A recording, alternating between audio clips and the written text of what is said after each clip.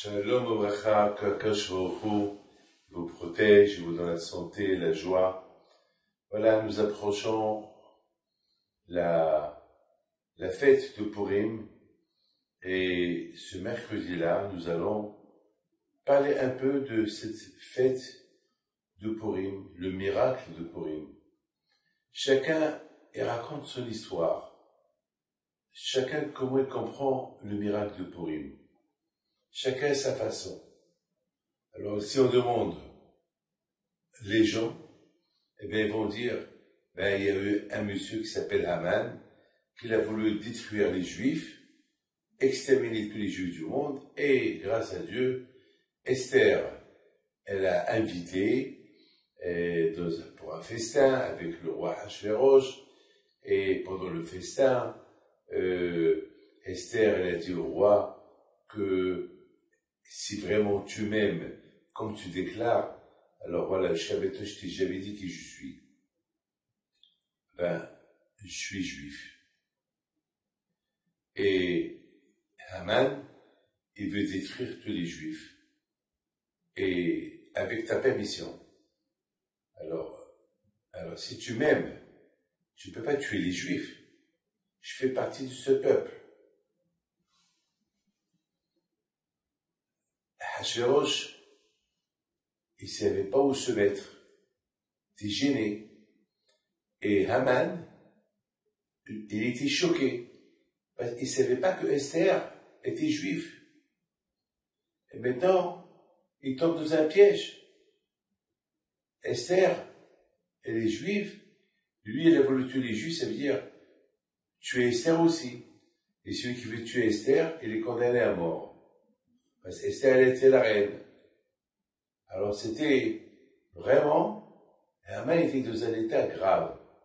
Alors Haman, il se lève, était dans tous ses états, il va chez Esther, il va tomber sur son lit pour lui demander clémence. Et là, Achvérosh lui dit quoi? Tu montres le respect à ma femme?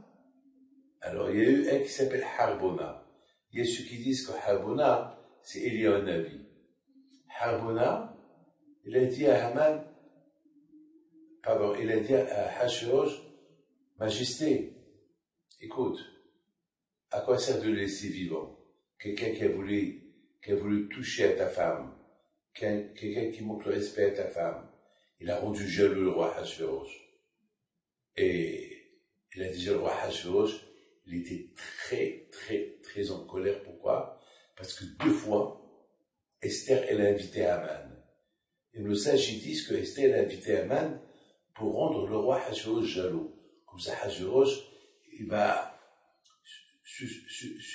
avoir des soupçons sur sa femme qu'elle complote quelque chose contre lui.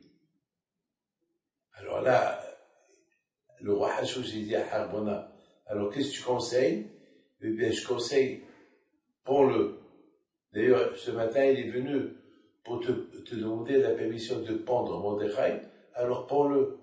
Et on finit avec lui. Bien sûr, automatiquement qu'ils ont pendu Haman, alors la Gézéra de Haman a été annulée. Et il y avait la grande fête de tous les Juifs. Ah, maintenant, il faut savoir une chose, que Esther, qu'elle a décrété que cette fête de Purim,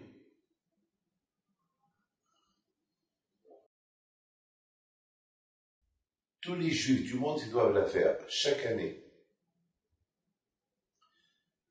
Comme Pessah. Comme que Pessah, on le fait chaque année. Comme que la fête de Rosh Hashanah, on la fait chaque année. Comme Sukkot. Comme Kippour. Et comme Shavuot. Alors la fête de Purim, on doit la faire chaque année. Elle doit raconter l'histoire comme l'histoire qu'on raconte à Pessah.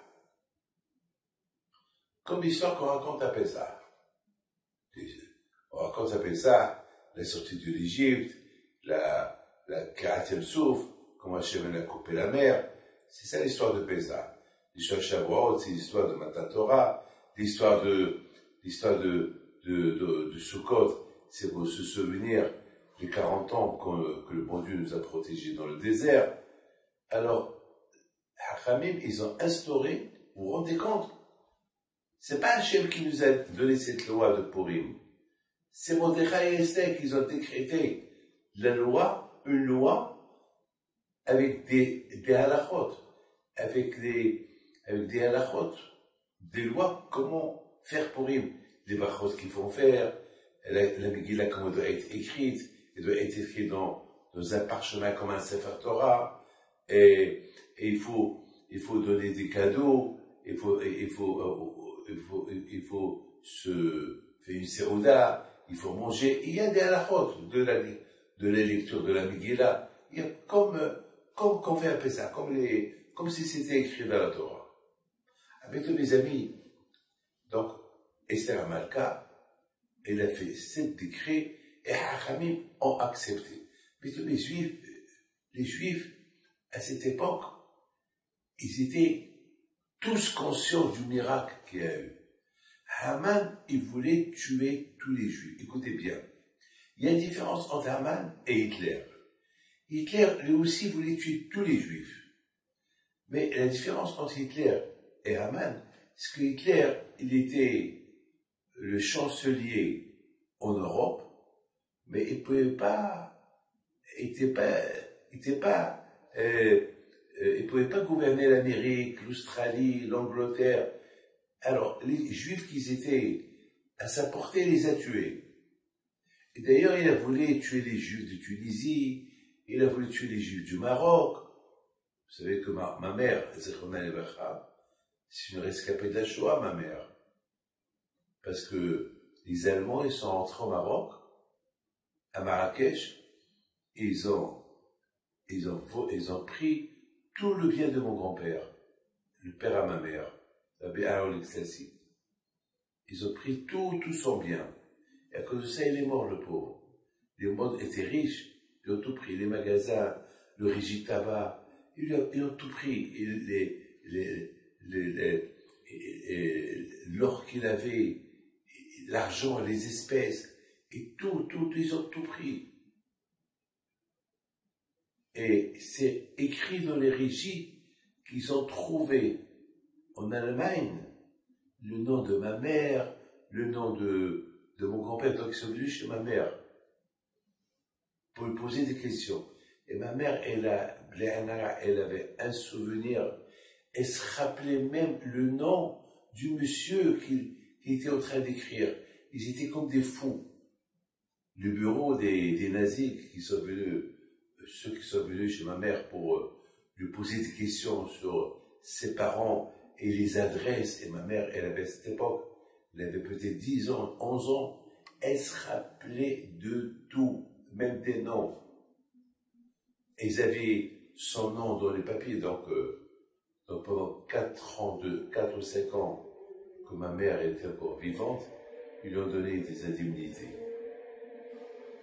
Et cet argent-là, elle a distribué de tzedaka. Vous comprenez qu'il y a une différence entre Haman et Hitler. Haman, il n'était pas limité. Il était l'adjoint au roi sur le monde entier. Donc, il n'avait pas de problème de tuer les Juifs du monde entier. Parce que les Juifs entiers étaient à sa portée. Mais les Juifs, qui étaient à l'époque de Hitler, ils n'étaient pas tous à sa portée. Et les Juifs qui étaient à sa portée, uniquement, c'était les Juifs qui étaient en Europe et ceux qui étaient en Tunisie. Et après, ça, les Américains l'ont arrêté. Il n'est pas rentré en Angleterre. Mon rave à moi, Rav Shammai alav shalom, il m'a raconté que pendant qu'il était à la yeshiva en Angleterre, et les Allemands, ils bombardaient l'Angleterre, il m'a raconté ça, écoutez bien, il m'a raconté que une fois par jour, un des enfants de la yeshiva, il devait aller chercher du pain. Mais il n'y avait aucune garantie qu'il pouvait retourner vivant. Parce que les Allemands, ils envoyaient des avions, ils bombardaient, ils pouvaient mourir. Mais vous savez ce qu'il a dit à Rav Shammai? Il a dit que pendant les 3 ans de la guerre, pendant 3 ans, un des élèves de la yeshiva, il allait chercher le pain. Et aucun des élèves de la yeshiva, il est mort dans ces bombardements. Ça veut dire que la Torah, elle protège. Elle a dit, on a vu le miracle que la Torah, elle protégeait. Il y avait un qui partait, et on ne pouvait pas savoir à quelle heure les Allemands ils vont venir bombarder, mais lorsque ils venaient bombarder, et ce monsieur de la yeshiva qui va chercher le pain, il savait qu'il n'allait pas mourir. Et aucun n'est mort pendant ces 3 ans-là. C'est de la folie, ça. Donc vous voyez que le miracle c'est pour ça qu'on fait le miracle de Purim. Parce que Haman, vraiment, il voulait tuer tous les Juifs. Il voulait tuer tous les Juifs. Alors mes amis, maintenant, on va se poser une question. Mais dans la vie,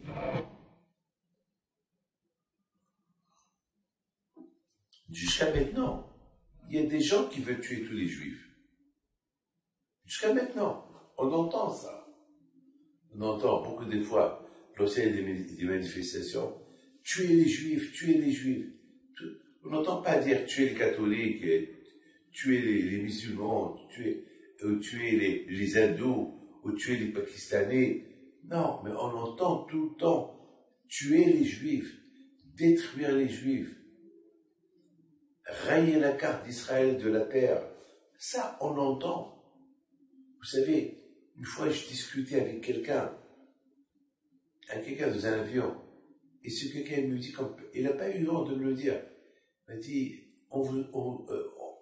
en pleine discussion, il voulait discuter avec moi, alors on discutait de religion, et puis il me dit, vous savez que je vous aime pas, on ne vous aime pas. Alors j'ai posé la question, je dis, mais pourquoi? Qu'est-ce que vous avez? Il m'a dit, je ne sais pas, mais on ne vous aime pas. Pour nous, vous êtes des voleurs, vous êtes des capitalistes, vous êtes ça, vous êtes sale, vous êtes des... Je lui dis, je t'ai volé quelque chose? On a voyagé toute la nuit, tu as dormi. J'ai touché quelque chose de ta veste? Il m'a dit non, mais on vous aime pas. Je sais pas pourquoi. Il n'y a pas de raison. On ne nous aime pas, c'est tout. Grâce à Dieu.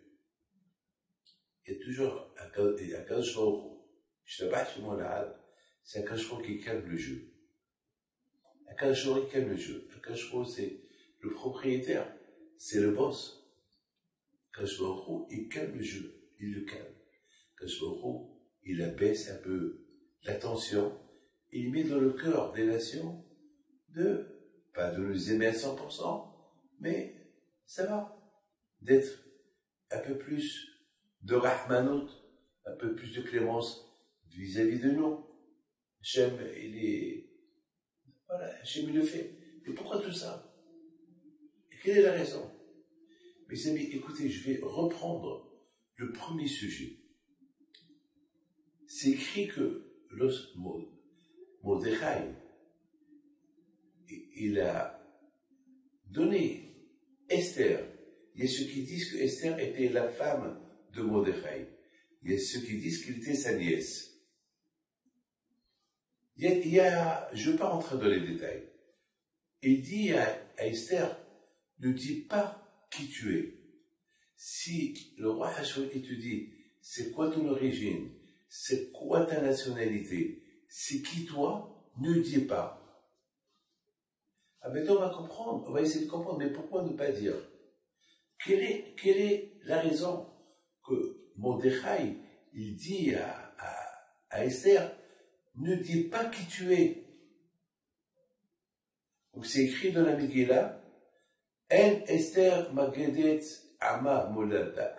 Esther, elle ne dit pas d'où elle vient, c'est qui son peuple. Elle ne dit rien. Une seule chose que tout le monde sait, c'est que Mordechai, le juif, il était un conseiller de Esther.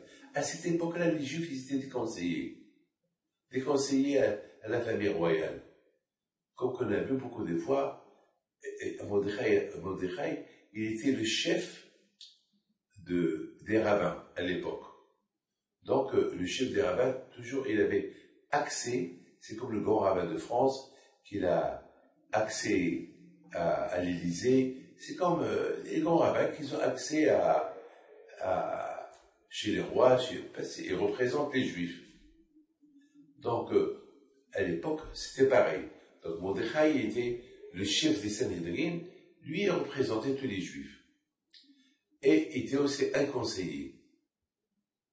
Si par exemple, le roi il devait avoir une réunion, parler de quelque chose d'important pour le peuple, donc il cherchait tous les représentants des religions, etc., etc. Donc Mordechai représentait les Juifs.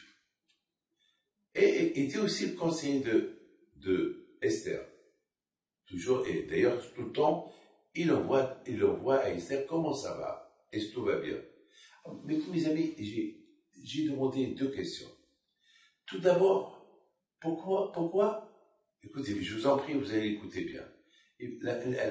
L'histoire de Purim, il faut la comprendre. Tout d'abord, on a une question. Quelle est la raison que Mordechai, il se vante qu'il est juif? C'est écrit dans la Megillah, au Mordechai Yehudi, et Mordechai est juif.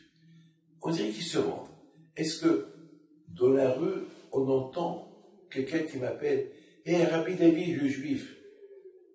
Hé, Rabbi David, Rabbi Moshe, le juif. » Non.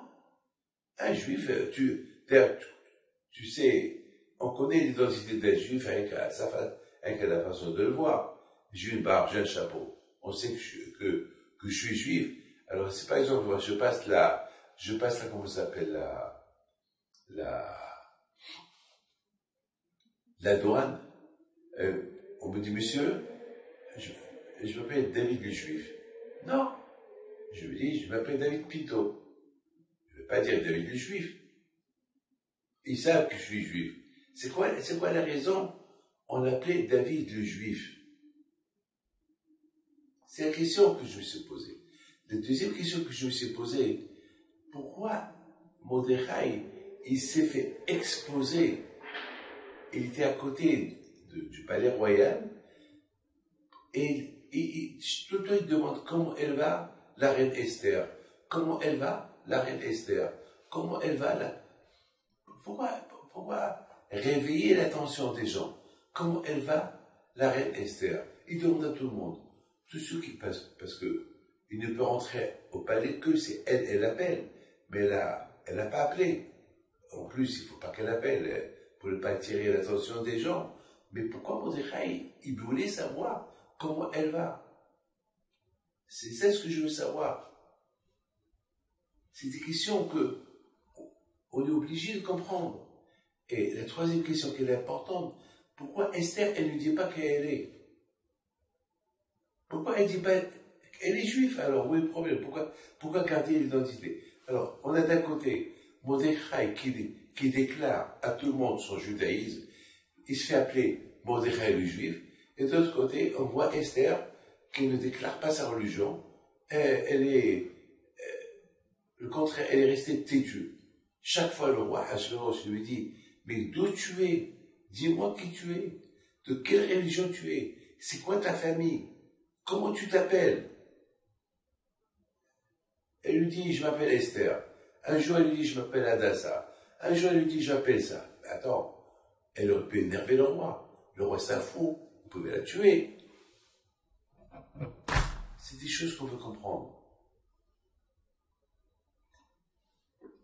Et la plus grande question, elle est, quelle est la raison que Haman voulait tuer tous ces juifs? Quelle est la raison?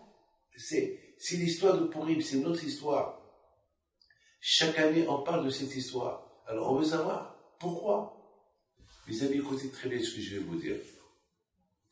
À cette époque-là, on parle de l'époque que les Juifs, ils étaient en exil.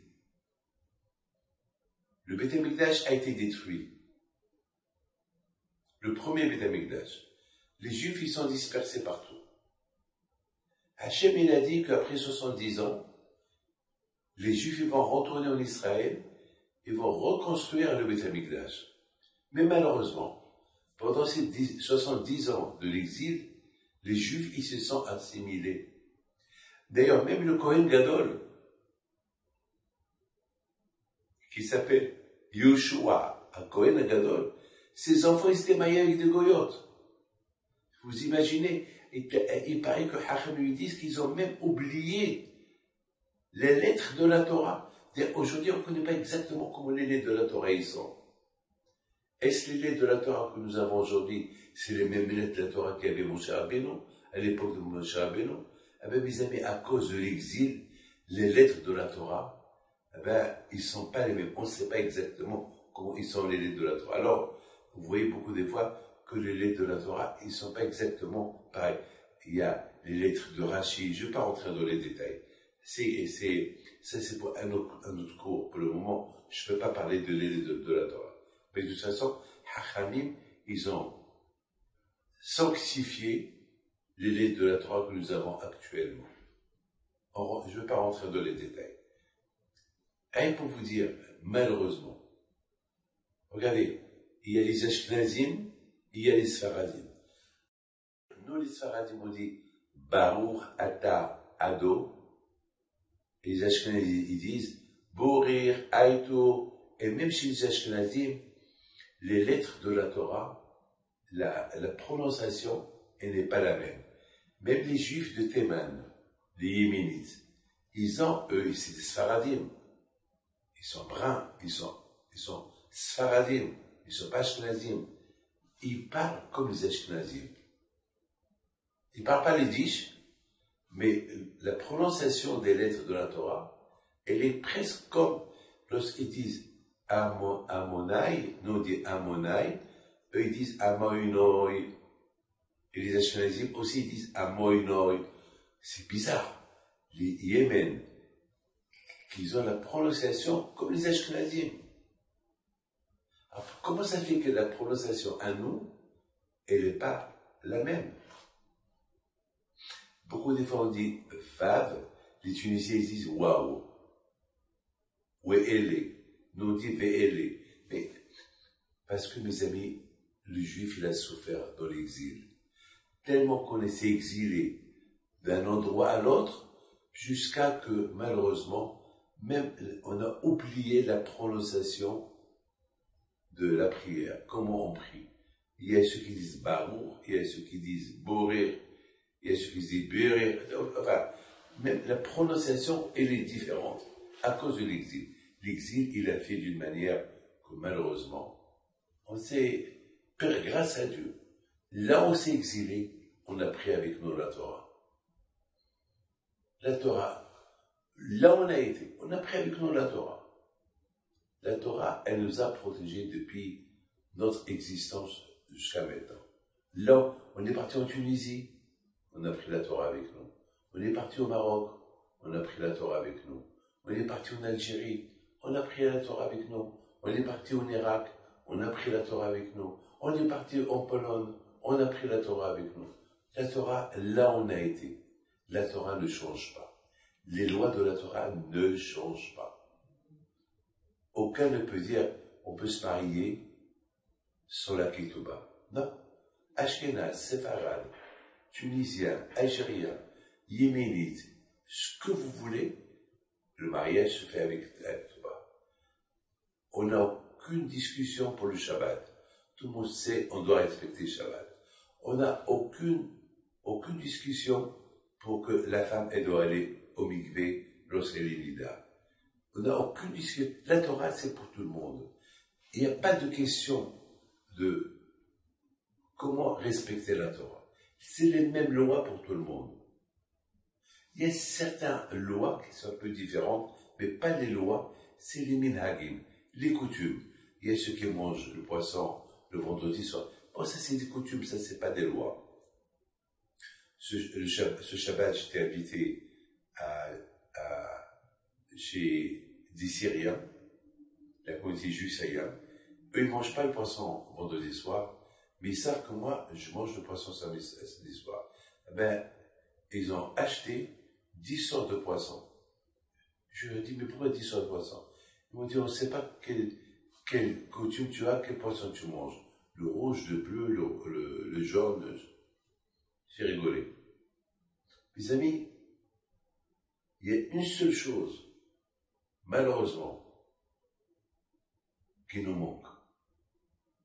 À cette époque-là, il manquait uniquement retourner en Israël pour construire le second Beth Amikdash.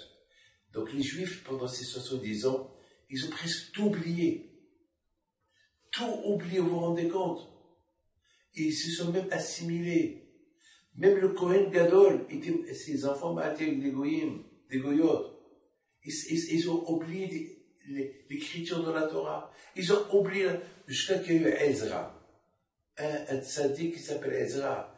C'est lui qui a commencé à apprendre aux Juifs la Torah. C'est lui. S'il n'y avait pas Ezra, la Torah aurait été oubliée. Donc mes amis, écoutez bien ce que je vous dis. Les Juifs, ils se sont fait oublier à tel point qu'ils ont ils ont caché leur identité. Ça y est, vous savez, on cache notre identité. Je vous donne ma parole d'honneur. Je ne veux pas dire où je vais. Beaucoup des gens qui ne gardent pas il n'y a ni Shabbat à la maison. Vous savez, ces derniers temps, lorsque je reçois des gens, je leur pose des questions. Et je vous fais de Shabbat, et je vous fais de Nida, et je vous mange kasher. Et je vous donne ma parole d'honneur. Malheureusement, il y a une grande majorité des Juifs qui ne respectent rien du tout. Ils ne respectent ni beurre et viande, ni Nida. Mais grâce à Dieu, il y a des gens qui reviennent à la religion. Mais mes amis, c'est parce que chacun aujourd'hui, il veut habiter dans sa villa. Chacun veut habiter. Les gens, ils cherchent le plaisir de vivre bien. Alors, lorsqu'on s'éloigne de la communauté, on s'assimile. C'est l'assimilation, s'éloigner. C'est la raison pourquoi la Torah est dit Vayakhel. Moshe Rabbeinu, il a réuni les Juifs. Et sur ça, à Ezra Sofer, il a fait un décret que les Juifs, ils doivent se réunir le Shabbat. Au moins une fois par semaine, se réunir dans une synagogue. Si toute la semaine, ils ne se voient pas, au moins une fois par semaine, ils vont se voir. Et c'est ça, mes amis, à l'époque de Mordechai et Esther, et Haman et Hachvérosh, les Juifs, ils étaient assimilés. Et je crois qu'ils ont oublié complètement la Torah. Ils ont même oublié comment on écrit la Torah. Ils ont oublié qu'il ne faut pas se marier avec des non-juifs. Ils se sont assimilés. Presque le juif a disparu. Vous avez compris? Il y avait des gens qui font Shabbat. Il y a des gens qui ne font pas Shabbat. C'était la fin, presque, on dirait, c'était la fin du judaïsme. Et d'ailleurs, le roi Hachvérosh, il a fait une grande fête, et il a invité tout le monde. Et les Juifs, ils étaient présents aussi, pendant presque 3 mois de fête.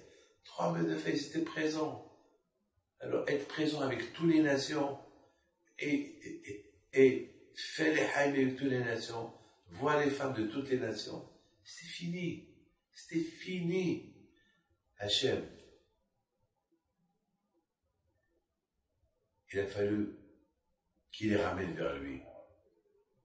Mes amis, écoutez bien ce que je vous dis. Lorsqu'il n'y a pas la Torah, on est perdu. C'est la Torah qui nous réunit. C'est la Torah qui nous connecte avec le bon Dieu. Sans Torah, c'est fini.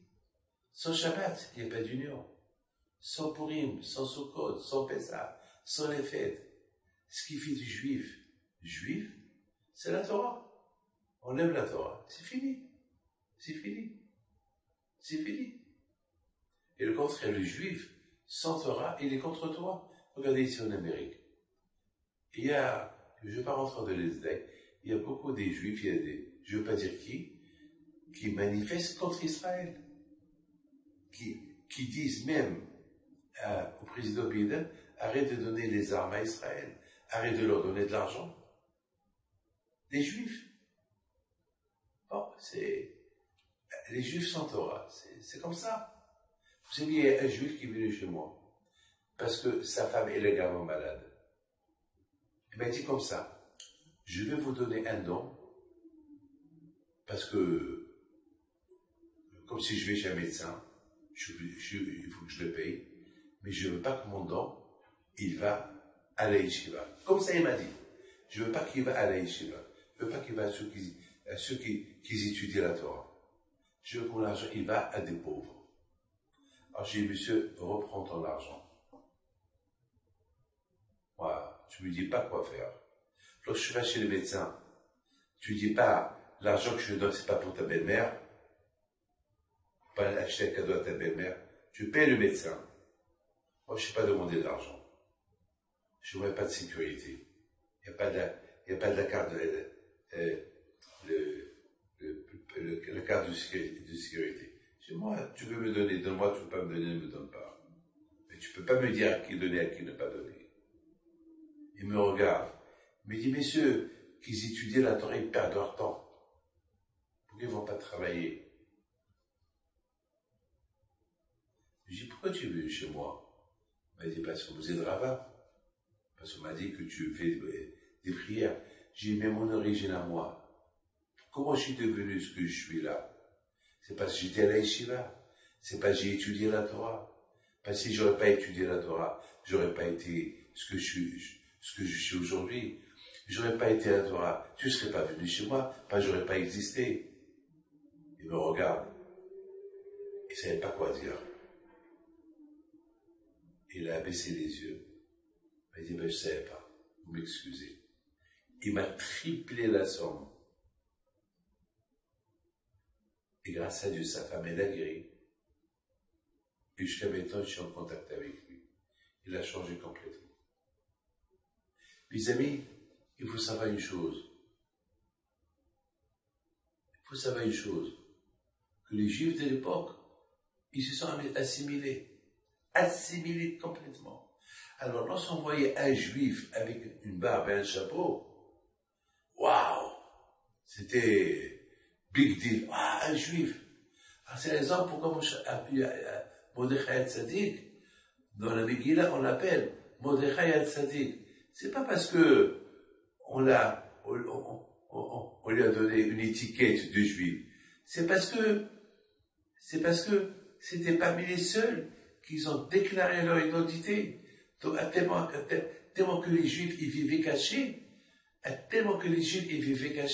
que lorsqu'on voyait un Juif avec un chapeau, un Juif avec une barbe, waouh, pour vous dire combien le judaïsme est tombé à cette époque-là. Tombé pour le bon Dieu. Le seul moyen pour que le bon Dieu réveille l'identité juive, c'est pour ça qu'on appelle la Megillah. Megillah, c'est du verbe giloui, dévoiler. C'est pour ça qu'Akadosh Baruch Hu, il a voulu faire dévoiler les Juifs, que les Juifs ils soient fiers de son judaïsme. Parce que leur judaïsme était caché. Ils avaient honte de dire qu'ils sont juifs. Et en plus, ils ont oublié complètement, ils ont oublié qu'ils sont juifs. Ils ont oublié, mes amis, sans Torah, tu oublies qui tu es. Il faut être réaliste.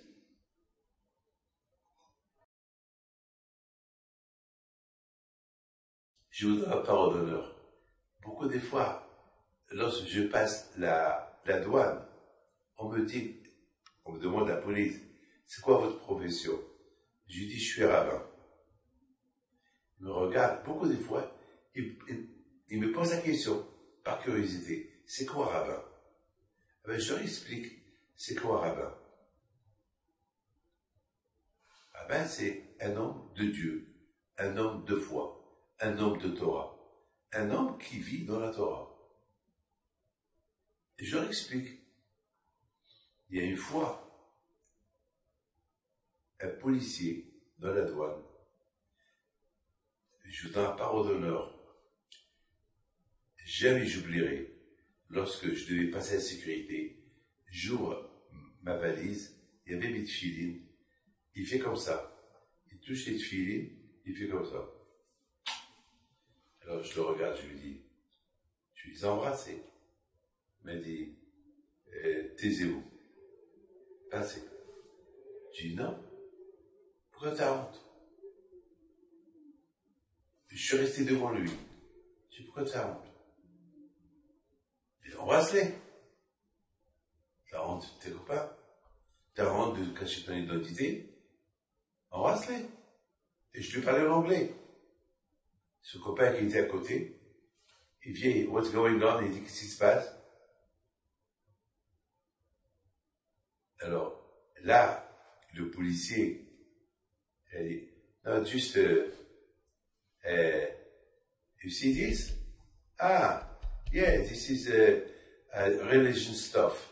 C'est quelque chose des juifs religieux. Alors, il dit, I belong to this. J'appartiens à ce peuple-là qui met des tefilines. Alors, il dit, waouh, mais je t'ai jamais vu les mettre. Il lui dit, oui, je les ai jamais mis. Mais au moins, ça me rappelle, les voix, ça m'appelle mon identité. Et je suis passé. Qu'est-ce qui est devenu après, je ne sais pas. Mais j'ai réveillé son identité, pas une filine.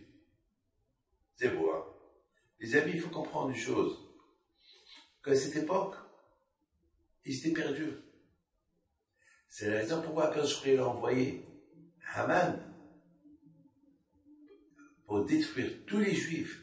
Pourquoi que le bon Dieu n'a rien à faire? Pourquoi que le bon Dieu veut que vienne Haman tuer tous les juifs? Hachem, il a voulu qu'on fasse Teshuva, qu'on retourne vers lui. C'est pour cela qu'on fait en jeûne le Ta'anit de Esther, en jeûne. Si Dieu veut, Hachem, demain, c'est jeudi, en jeûne. C'est pourquoi? Pour se rappeler la Teshuva qu'ils ont fait tous les juifs. C'est que Teshuva ils ont fait parce qu'ils ont caché leur identité. Le seul qui a déclaré son identité sans avoir honte, c'est Mordechai. Mordechai a dit, en plus, lorsqu'il voit Haman qui passe avec l'idolâtrie sur lui, il ne va pas se prosterner devant lui. Jusqu'à que Haman s'est énervé, il a décrété de tuer tous les juifs, et là, les juifs, ils ont découvert que Haman, il va les tuer. Même qu'ils ont caché leur identité, ce Haman, il va les tuer. Là, Mordechai leur dit, alors mourir pour mourir, au moins mourir avec la Teshuva. Et peut-être, avec la prière, on va décréter, avec la prière, et bien, Ezat Hashem, on va rester vivant, on va pas mourir. Et c'est là que tous les Juifs, ils ont fait grand Teshuva. Mais on n'a pas répondu. Pourquoi Esther, elle a caché son identité? Parce que si elle n'aurait pas caché son identité, parce qu'elle même était de la famille de Mordechai, comme que Mordechai était tzaddik, Esther aussi était tzaddiquette. N'oublie pas que Esther, elle était une prophète. Elle était une prophétesse, hein. Prophète, hein. Elle était une sainte. Jusqu'à maintenant, le nom de Esther, tout le monde donne le nom de Esther. Esther s'appelle Hadassah. Il y a ceux qui ont peur du nom d'Esther. Il faut pas. Ma femme, elle s'appelle Esther. Elle s'appelle Viviane Esther. Donc le nom Esther, c'est celui qui a peur du nom Esther, parce qu'on dit que Esther, c'est du verbe cacher. Ça ne veut rien dire. Hadassah, c'est un parfum, c'est de l'herbe qui sont bons. On l'appelle Hadassah parce que elle était belle, elle était gentille, elle avait de bonnes midotes, elle a risqué sa vie pour sauver les Juifs. Mes amis, Esther, elle n'a pas dévoilé son identité à Mordechai, à Achvérosh. Parce que Mordechai lui a dit, tu caches une identité. Pourquoi? Parce que dans l'état où ils sont les Juifs aujourd'hui, chaque Juif, il cache son identité. Dans cet état-là, je veux que toi aussi tu caches ton identité. Tu vas dévoiler ton identité uniquement le jour que le peuple juif aura besoin de toi. Pour le moment, cache ton identité. C'est pas la peine que les gens, ils savent qui tu es. Aussi, elle avait peur que Haman la tue. Ben, si Haman veut décréter pour tuer tous les juifs, ben, il aurait pu tuer en cachette Esther, qui est juif. Donc, Haman, donc Haman c'était un fou, un fou. C'est pour ça que Mordechai, il a dit, lorsqu'il a vu que Haman, il commençait à devenir très copain avec le roi, il avait peur de lui. Il avait beaucoup peur. Il avait peur qu'il tue Esther. Donc il a dit à Esther, au moment voulu, tu vas dévoiler ton secret, ton identité. Et voilà, au moment voulu, lorsque Haman, il a décrété de tuer tous les Juifs, et tous les Juifs, ils ont fait une fête, ils ont fait une grande teshuva, ils ont prié à Kadosh Baruch Hu. Là, vous savez qu'est-ce que nos sages disent? Nos sages disent que Eliyahu Navi, il est venu chez Mordechai. Il lui a dit, tu sais que dans le ciel, c'est fini. Il y a un décret dans le ciel que Haman, il va exterminer tous les Juifs du monde entier. Alors il dit, qu'est-ce qu'il faut faire? Il a dit, il n'y a que la prière. Alors il a dit, alors je t'en prie, va chez Moshe Rabbeinu. Il dit à Moshe Rabbeinu qui prie pour nous. C'est pour ça, mes amis, que Moshe Rabbeinu, alav shalom, il est mort le mois d'Adar. Il est né le mois d'Adar.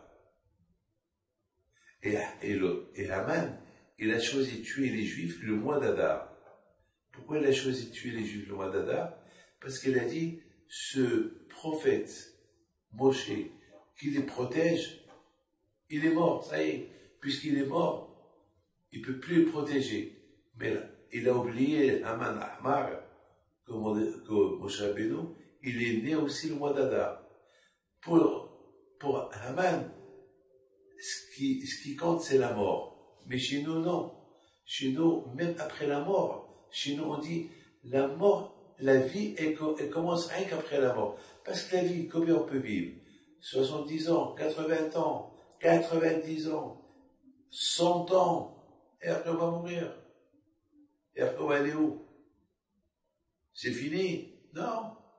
La vie qu'on vit aujourd'hui, on l'appelle uniquement la vie secondaire, c'est tout. C'est tout. C'est pas la vraie vie.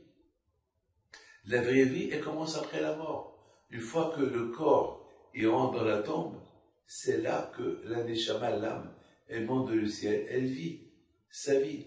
C'est pour ça aujourd'hui, lorsque on va chez les tzadikim, on va pèleriner les tzadikim, parce que pour nous, les tzadikim, ils sont vivants. Les tzadikim, ils ne sont pas morts. Ils ne sont pas morts. Vous savez, mes amis, c'est pour ça, notre émouna, elle est dans Tiket Amitim. Donc, Mashiach, il va venir, si Dieu veut, tous les morts, ils vont ressusciter, parce qu'ils ne sont pas morts. La Neshama, elle est en réserve, elle attend là-haut. Et lorsque Mashiach va venir, la Neshama, l'âme, elle va redescendre au corps, et le corps va ressusciter. Même si le corps il est mort il y a 6000 ans, même si le corps il a été dévoré par des animaux dans le désert, ou par des baleines, ou des requins dans la mer, il y a toujours quelque chose de ce corps qui va rester. Et à partir de là, Kadosh Baruch Hu, il va reconstruire le corps pour lui mettre la neshama. C'est ça la émouna qu'on a. Donc Haman, il a cru que Moshe Rabbeinu, il est mort. Mais le fait que la Torah, elle est vivante, Moshe, il est vivant. Moshe Emet, Vetorato Emet. Comme une vérité. C'est quoi une vérité? C'est quelque chose que tu vois. C'est quelque chose qui existe. Une vérité, elle ne disparaît pas. Moshe est toujours là. Qu'est-ce qu'on dit tout le temps? Torah Tzivalano Moshe, la Torah que Moshe Rabbeinu, il nous a enseigné. On vit la Torah, on vit Moshe. Chaque juif, il a un peu de Moshe Rabbeinu en lui. Chaque femme, elle a un peu de Moshe Rabbeinu en elle. Donc Haman, il a cru que Les Juifs, ça y est, il n'y a aucune protection. Moshe Rabbeinu, il est mort, ça y est, film. Mais il a oublié que le mort, le tzaddik qu'il est mort, il est toujours vivant. Comme Rabbi Shimon Bar Yochai. On le vit. Moshe Rabbeinu alav shalom, il a prié. Et Baruch Hashem, la Xéra a été annulée. Mes amis, en 2 mots, tout ce qui s'est passé, en 2 mots, c'est pour réveiller l'âme juive dans chaque juif. Comme étant les juifs, ils se sont redévoilés. Ils ont compris qu'ils ne peuvent plus cacher leur identité. Cacher l'identité, elle se perd. Un passeport, si tu le jettes, tu perds ton identité. Tu perds qui tu es. Tu perds ton nom. Tu perds tout. Mes amis, c'est la raison pourquoi c'est écrit dans la Megillah, Kimo Vikiblo. À Purim, les Juifs, ils ont accepté encore Matan Torah. Ils ont dit là, c'est Benishma. Lorsque Hachem a proposé la Torah à la sortie de l'Égypte aux Juifs, et Hachem il propose, vous voulez la Torah? Ils ont dit, nah, on fait, après on écoute. En général, on écoute, après on fait. Mais là, les Juifs, ils ont dit, on fait, après on écoute. On fait, parce que on aime la Torah. Parce que quelle bête on est. Quelle bête nous sommes. Alors qu'Hachem, il nous aime. Et nous, à travers la Torah, on peut aimer Hachem. Et Hachem, même qu'il a vu que nous, on s'est éloigné de la Torah, on s'est assimilé, et lui, il a continué à nous aimer. Alors maintenant, nous, on est prêt à faire pour Hachem tout ce qu'il veut. C'est la raison pourquoi, mes amis, à Purim, on est tellement content à Purim, que Hachem, parce que Hachem, il a fait avec nous, alors que nous, on ne mérite pas. Jusqu'à qu'on se saoule à Purim, pour déclarer notre amour à Akadosh Baruch Hu. On fait la tzedaka, on donne des dons, on est heureux à Purim. Pourquoi? Heureux que que Hachem, il nous a aidés à reprendre notre identité. Parce que c'est nous, il y a une différence entre Purim et Hanouka. Hanouka, c'est les Grecs qui nous ont forcés à oublier notre identité. Mais Purim, c'est nous qu'on s'est forcés à l'oublier. Personne ne nous a poussé à oublier notre identité. C'est nous, comme aujourd'hui, mes amis, comme aujourd'hui. Aujourd'hui, personne ne nous force de ne pas être juif, mais c'est nous, l'instant, on fait tout pour oublier notre identité. Et c'est la raison qu'on fait Purim chaque année. On fait Purim chaque année pour ne pas oublier à faire cette bêtise que nos parents ils ont fait. Parce qu'on a l'argent, on a tout. Alors, on prend ce qui n'est pas important, ce qui n'est pas essentiel, et on jette ce qui est essentiel. C'est quand je prends la banane, je mange la peau, et je jette le fruit. Non. C'est ce qu'ils ont fait nos parents, à l'époque de Haman. Mes amis, c'est la raison pourquoi Mordechai, à Tzadik, il a dit à Esther, maintenant que Haman, il veut tuer tous les Juifs, et maintenant tous les Juifs, ils se sont dévoilés, parce que Haman connaissait leur adresse, maintenant Esther, il est temps de dévoiler ton identité devant le roi. Et lorsqu'il va écouter que tu es juif, et que Haman veut tuer tous les juifs, et on tue les juifs, il va être obligé de te tuer toi aussi, alors, grâce à toi, le décret va être annulé. Mes amis, en 2 mots, vous avez tous compris, la fête de Purim. La fête de Purim, c'est la fête du Gilouï. Le Gilouï, c'est la dévoilée. Le juif, il s'est dévoilé. Il a dévoilé son identité, qui était cachée en lui. C'est ça la Megillah. du verbe dévoiler. Si nous, les attachés, on veut vivre bien, il faut vivre dévoilé. Il ne faut pas avoir honte de ton identité. Il faut pas, le bon Dieu t'a donné ton identité, tu es juif, n'aie pas peur. C'est pas parce que tu es une kippa, c'est pas parce que tu as le chapeau, une barbe, une casquette, que tu mets ta vie en danger. Non, c'est pas vrai. C'est pas vrai. Bien sûr, il faut faire attention. Il faut faire attention. Je ne vais pas rentrer dans les détails, mais il ne faut pas avoir honte. La fête de Purim, c'est de ne pas avoir honte de notre identité. La fête de Purim, c'est pour nous rappeler que lorsqu'on essaye de cacher notre identité, il y a la main qui va nous la faire dévoiler. On n'a pas le droit de cacher notre identité. Tu la caches, elle va se dévoiler, et c'est la plus grande honte. La plus grande honte, c'est que tu caches quelque chose de merveilleux qui est en toi. La fête de Purim, c'est la fête de la Torah. C'est là que les Juifs ils ont découvert la beauté de la Torah. Je termine. Le Shabbat, il y a un Juif il a parlé devant tout le monde. Il a dit, j'ai découvert la religion. Comme ça, il a dit. Il a dit, je mangeais du taref, j'étais pas religieux du tout, j'étais loin de tout, et j'ai fait Teshuvah.